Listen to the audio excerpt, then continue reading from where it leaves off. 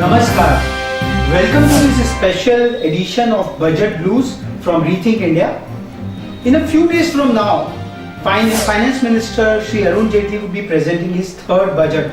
The entire country is looking with great curiosity about this third budget post demonetization. What all schemes and what all fiscal prudence the Finance Minister will be presenting to the country, it remains to be seen. The preparation of the budget for Government of India has always been an exercise which has been riddled with a lot of secrecy, with a lot of fanfare, with a lot of ceremonies. It all starts, as you all read in the papers, with a halwa ceremony, after which the entire staff of the Finance Ministry goes into a huddle and they come out only when that briefcase, that secret briefcase comes out. Now what lies in this small briefcase?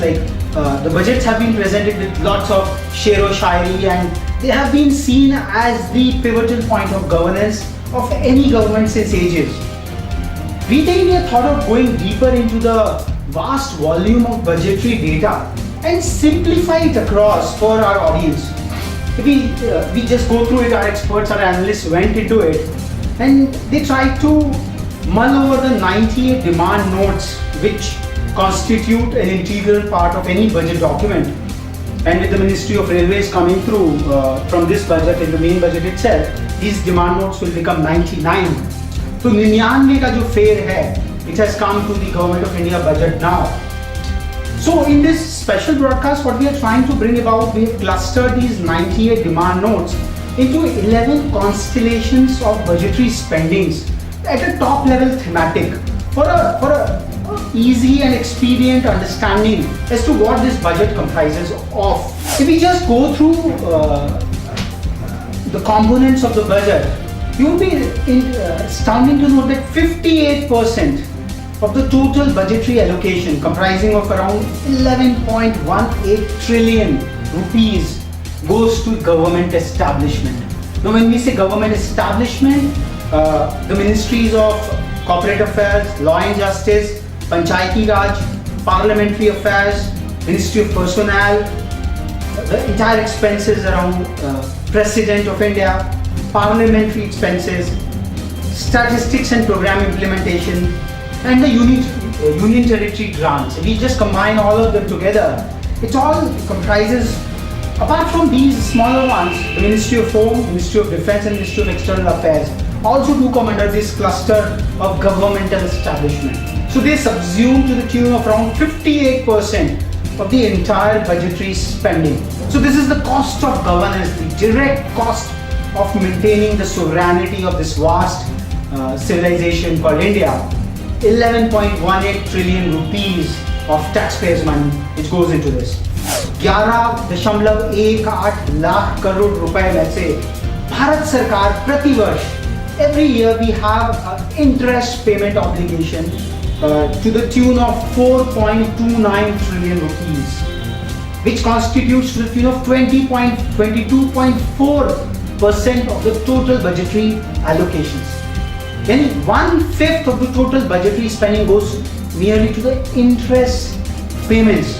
Now this is where maybe Modi government has fared well by accumulating a lot of capital incomes in terms of coal, savings and others. So maybe this interest payments, it would be interesting to note that how much of this interest payment liability is going down every year, because this is a whopping amount which goes from the taxpayers' money every year.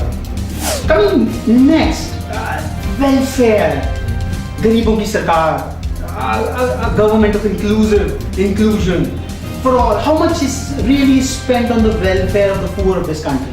If we really take the 2016 statistics, it's a meager 1.88 trillion rupees, which is 9.88% of the total budgetary allocation.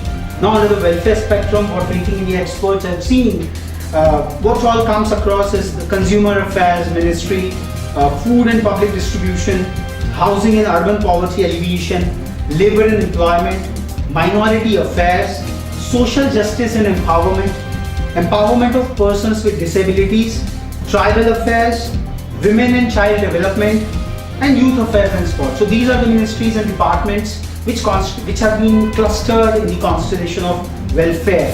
Going forward, the entire narrative around development, the physical development of the country in terms of infrastructure and others. So development constitutes 6.8% of the budgetary spendings, coming out to be around 1.3 trillion rupees. So under the developmental constellation, the development of northeastern region, drinking water and sanitation, rural development, land resources, urban development and tourism for that matter, because that accentuates development across. So these ministries come under the cluster of development and consume 1.3 trillion rupees of the budgetary spending in the year 2016.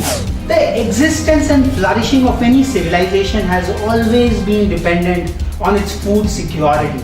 India, which has been conventionally agrarian country, depending on agriculture, where a whopping 1/3 plus masses depend on the vocation of agriculture. So food, the cluster of food, what is the budgetary spending around that in 2016 was 6% of the total budgetary allocation, which constitutes around 1.15 trillion. So under the food cluster, we have Agriculture, Cooperation and Farmers Welfare Ministry, Agriculture, Research and Education, Animal Husbandry, Dairying and Fisheries, Fertilizers and Food Processing Industry. So this is the food constellation, which has 6% of the total budgetary spending allocated to it. A modern nation state needs to move far. Goods and products have to be goods and people have to be moved from one place to the other in just quick go, and that defines the speed at which a country's economic growth. So in the cluster of transportation, which comprises of road transportation and highways, civil aviation, shipping, railways, the government of India budgetary spending is to the tune of 1.07 trillion, which is 5.59% of the total budgetary spending. So this is quite at par with what is being spent on the food segment out of it. The physical resources of a nation and the human resources of a nation are the two unequivocal assets whose development actually accentuates the entire economic and the cultural progress of a country.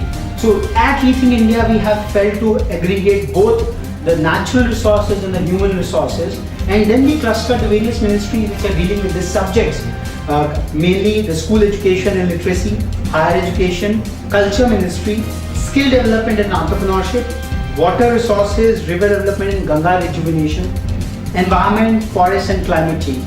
So this cluster, we call it as the resources constellation, which is comprising of both the natural and the human resources of the country. And a substantial 4.45% of our budgetary allocation is spent on it, which comes out to be around 0.85 trillion rupees, which is spent on maintaining and grooming the resources of the country, which are vital for its progress. If there is one minister in this government which has really caught the fancy of one and all, it's the power minister, the energy minister, Mr. Piyush Goyal. The way government of India is trying to accomplish an energy security for the country, it's something magnanimous and it's something historic which is happening out there. So if we just cluster all the ministries and departments around the segment of energy, we will have atomic energy, new and renewable energy, petroleum and natural gas, coal and power. So all this energy cluster comprises of 3.05% of the total budgetary spending, coming out to be around 0.58 trillion rupees. Going forward, so much so far, ensuring the health of a 1.3 billion population is a no mean task. Government of India and its departments of Ayush, Health and Family Welfare and Health Research and Pharmaceuticals, collectively under the health constellation, they spend to the tune of 0.4 trillion rupees, which comes out to be around 2.08% of the total budgetary allocation, which is in today's fast-paced world, when Prime Minister has seen India to be converted to be a digital India, the pace and pitch of communications is very, very important. So the communications cluster comprising of course telecommunications, electronics and information technology, and also information and broadcasting. Collectively, the communications cluster, it is having an allocation of 1.82% coming out to be around 0.35 trillion rupees as far as budget 2016 was concerned. Moving forward, science and technology is something which keeps a nation state progressive and ahead of the other economies. Economies are transforming themselves by leveraging the power of science and technology and making them globally competitive.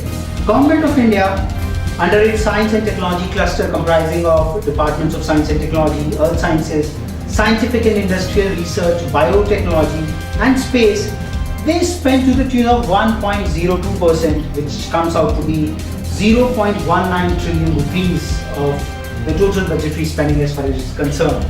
Transforming raw natural resources into polished industrial ones is all about industry.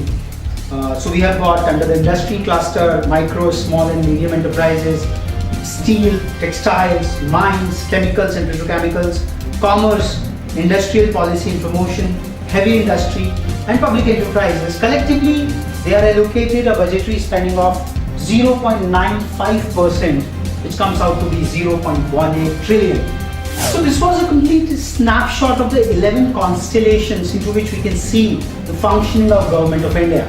A complex leviathan, which is quite difficult to decipher, and it's a self-serving kind of a system which many of the critics say that it's becoming a democracy for the government, by the government and of the government. So it's very important for the citizens of this country who are being preached over and over again for fiscal prudence, and a whole lot of, I would say, a whole lot of homilies are put on to it for national welfare, to question as to how the government spending is being orchestrated. A proposition which Rethinking India would like to propound is, why not the taxpayers, especially the direct taxpayers, be made privy to this entire planning of the governmental spending. At least they should constitute a kind of a larger community which can be taken into account, and they can have a vote on it, and also audit, a public audit as to how the government departments are spending across. So tomorrow in the series 2 of this budget blues, we would be presenting as to how the economic services, which how the accounting head which measures the direct cost of governing each and every ministry of the Government of India, we would be presenting it across. So the entire objective behind this budget blues is to simplify the complex structure of budget, where the 98 demand nodes are not even juxtaposed into a simple spreadsheet so that it can be analyzed upon. Maybe the big data sleuths which are working at 7 racecourse now, the 7 Lok Kalyan Marg, can really help into deciphering each and every smaller spending in the annals of the Government of India, because the linear spending doesn't probably result into linear outcomes, and that is something which has to be pressed upon the mandarins of North Block, that a mere allocation of money is not translating into public good, and this is something which has to be pressed upon by more analysis and more commentaries like this. Thank you very much, audience, for this for patiently hearing to this budget blues from Rethinking India. We'll be coming out with more interesting episodes subsequently. Thank you.